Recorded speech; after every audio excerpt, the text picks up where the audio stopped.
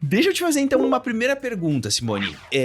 Quando a gente fala sobre prova prática do INEP, primeiro vamos trazer, assim, o contexto, né? Como que é a prova prática do INEP? Como que eles montam as estações? Como é que eles fazem a organização, né, para uma prova prática do Revalida? Então, a gente tem visto... A prova prática voltou em 2020, né? E com a estrutura de estações... A ginecologia obstetrícia, ela funciona como duas especialidades, né? Um dia a ginecologia, e tem sido a ginecologia no sábado, e a obstetrícia no domingo. Na prova da ginecologia é apresentado um caso clínico. No começo era um pouquinho mais fechado esse caso clínico. Agora, eles deixam mais aberto, então o candidato ali acaba tendo um comando um pouco mais aberto, e ele vai precisar tirar a anamnese da paciente. Então, ele vai iniciar essa anamnese com a paciente e vai colher dali as informações. A ginecologia, ela tem trabalhado muito uma coleta de anamnese e já teve 2 caminhos: realizar o procedimento, a habilidade, como verbalizar. A obstetrícia, ela já tem uma outra carinha. A obstetrícia, ela acaba tendo uma carinha um pouquinho mais de uma prova oral do que de uma prova prática. Eles dão um pouco de anamnese, mas em nenhuma das provas até agora, desde 2020, a gente observou cobrar uma habilidade que seja dentro da obstetrícia, né? E teria várias habilidades obstétricas aí. Mas o que dentro daquele raciocínio clínico nós poderíamos estar realizando de exame físico, e aí eles já dão em cards as informações. Então é muito tá de pronto e não realmente como eu realizo essa habilidade, o que na ginecologia já é um pouco mais cobrado. Como você realiza, e está no checklist a descrição desse procedimento. Como colocou o espéculo, como realizou o exame de toque, e a obstetrícia já muito não. Então a gente observa assim, um comando, né? Ele vai ler e ele precisa ler com muita atenção essa primeira informação.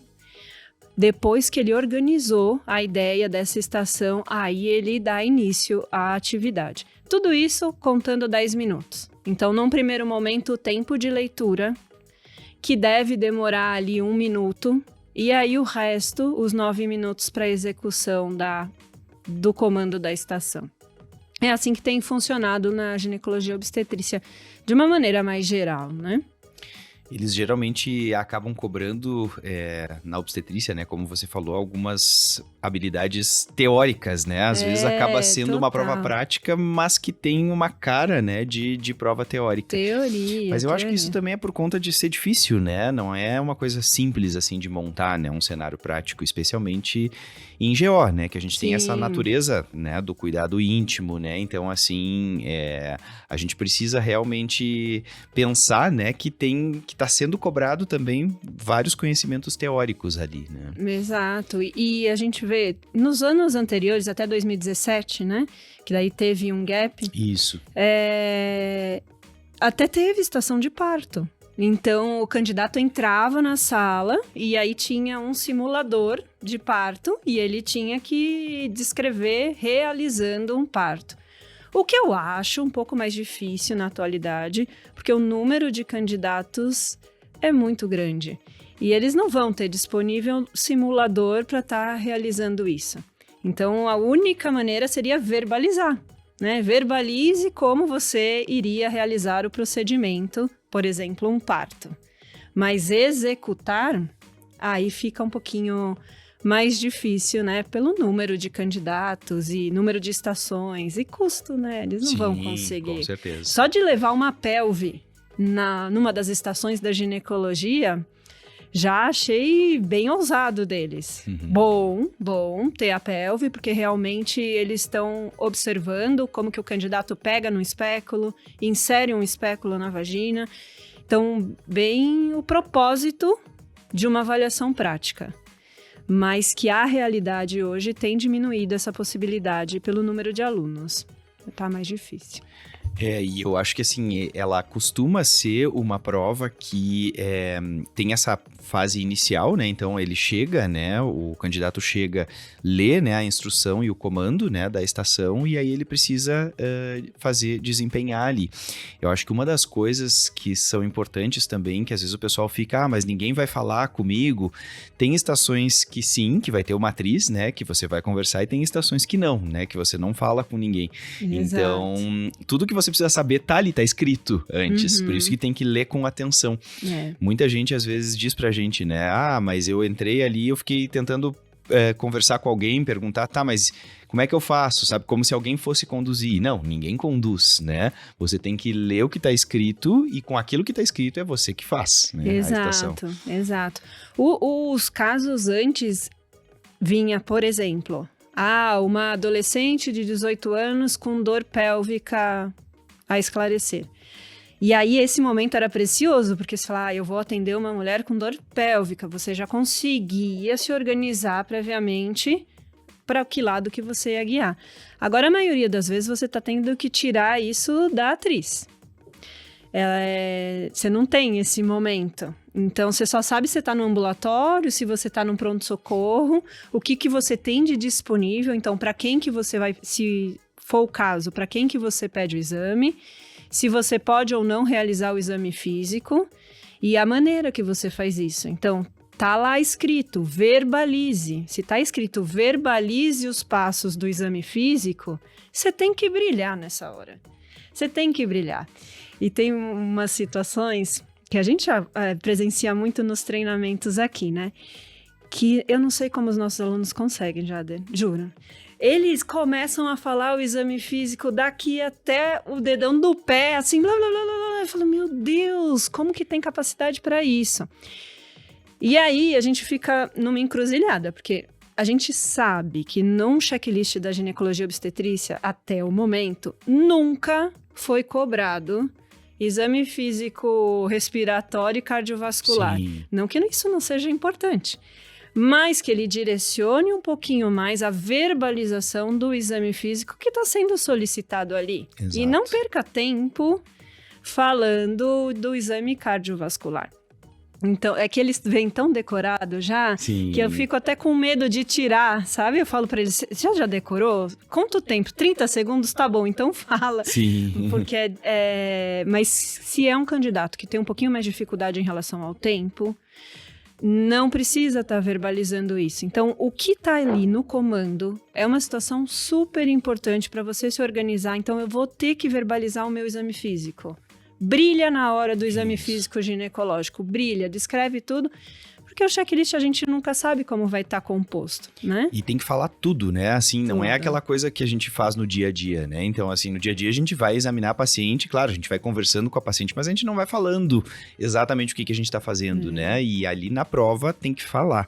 Estou calçando as luvas, né? Estou pegando o espéculo, né? Estou afastando os lábios vulvares para poder inserir o espéculo. Então, tudo tem que ser falado e tudo espontua, né? No checklist. Eu gosto de falar para eles que eles podem trabalhar com a frase assim, ó, o que eu estou fazendo, para que eu estou fazendo e quais são os meus achados.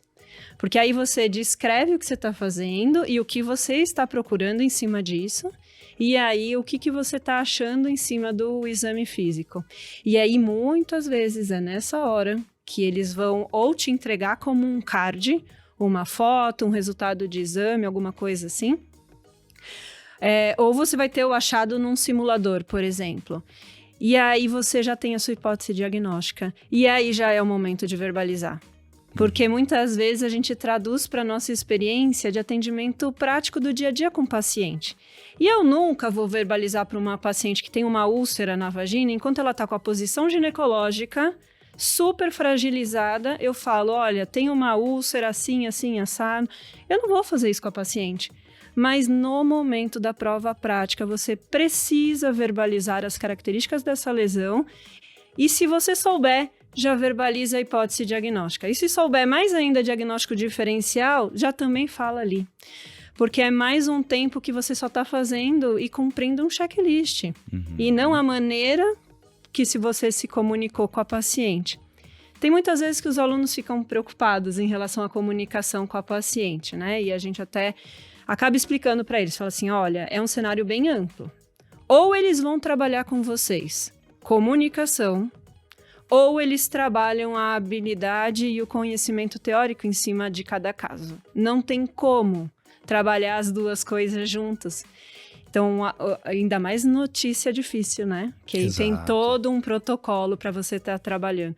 Então, a maioria das vezes, em todos os checklists, nenhum entrou a maneira que foi dado o diagnóstico para paciente. Nenhum até o momento entrou assim. Então, a maior preocupação é realmente cumprir o checklist ali. Eu fiz, eu descrevi o que eu achei e já dei minha hipótese diagnóstica. Os checklists, quando eles pedem diagnóstico diferencial, eles estão pontuando, eles estão deixando claro. Verbalize os diagnósticos diferenciais pertinentes ao caso, além do diagnóstico, né? Então, eles pontuam melhor aí. Então, é assim, a carinha da prova, ela tem esse formato, né? Tem muitas vezes, os alunos ficam um pouquinho constrangidos com a câmera, porque além de ter a atriz, né, ter um instrutor ali, um fiscal de sala, tem a câmera. E eles precisam se preocupar em falar com a câmera, porque senão o som não capta, não fica legível. Então, nos últimos comandos, estava até escrito assim, Jader, verbalize para a câmera, olhando para a câmera. Então, ele tinha que sair da estação, ir na frente da câmera e falar o que ele estava visualizando e hipóteses diagnósticas, né? Então, também é uma preocupação a mais e que no nosso dia a dia de atendimento com o paciente não é uma situação em que a gente está acostumado, né? E eu acho que assim, tem que pensar que a câmera, na verdade, ela tá ali como um instrumento de prova, né? Sim. Mas também ela tá ali para proteger o próprio candidato, né? Porque se você quiser questionar alguma coisa depois, não pontuaram isso aqui, mas eu lembro que eu falei. Você tem a prova ali, né? Então, assim, tem que pensar que a câmera não é um inimigo, né? Sim. Que às vezes tem gente que fica inibido com a câmera. Não, bem pelo contrário, a câmera ela tá ali para te ajudar, né? Exato. Quanto mais você conseguir usar esse elemento a seu favor, melhor ainda, né? Porque é como você vai estar sendo avaliado. É por ali, né? Eles vão visualizar ali. E aí, às vezes, o avaliador, ele tá vendo vários vídeos. Muitos. E ele deu uma distraída naquele momento que você falou alguma coisa, e aí você sabe que você falou. E aí é o momento de entrar com o recurso, para falar, não, eu falei, eu pontuei isso, e vão olhar, e aí você tem o elemento. Exato, a câmera registrou, né? Exato. Porque aí eu tô ajudando ele a se organizar. Poxa, eu gastei 3 minutos na anamnese, eu gastei 3 minutos no exame físico, e aí eu tenho 2...